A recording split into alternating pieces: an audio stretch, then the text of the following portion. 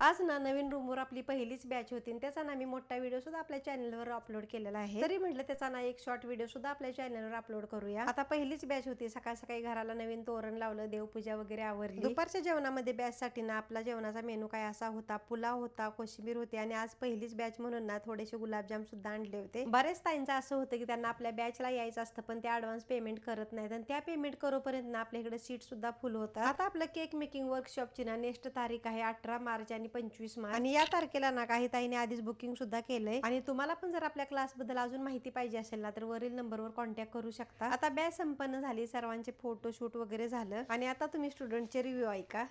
कसा वाटला क्लास? खूप छान शिकवला, प्रत्येक गोष्ट आम्हाला समजून सांगितली। आम्हाला आयसिंगचा भरपूर प्रॉब्लेम होत होता, तो तुम्ही खूप एकदम छान नीटली समजून सांगितलं। Thanks madam. मॅडम आम्हाला खूप छान पद्धतीने त्यांनी शिकवलं आहे आणि रसमलाईचा वेगवेगळा खूप छान आहे ना, खूपच छान। आजचा वर्कशॉप खूप छान गेला। बेसिकपासून आम्हाला जे काही येत नव्हतं आम्ही व्यवस्थित शिकलो अगदी घरच्याप्रमाणे। त्यामुळे मॅडमचं खूप थँक्यू। आजचा वर्कशॉपमध्ये जे काही शिकवलं केकबद्दल ते खूप छान शिकवलं। बेसिकपासून ॲडव्हान्सपर्यंत शिकवलं, सो छान मजा आली करताना। आणि स्पेशली रसमलाई केक खूप छान होता, सर्वच केक छान होतं, स्पेशली रसमलाई खूप छान होता। Thank you madam. One day workshop खूप छान होता। आम्हाला वाटलंच नाही की आम्ही क्लासमध्ये, असं वाटतं की घरीच आहे। खूप छान शिकवलं, थँक्यू सो मच।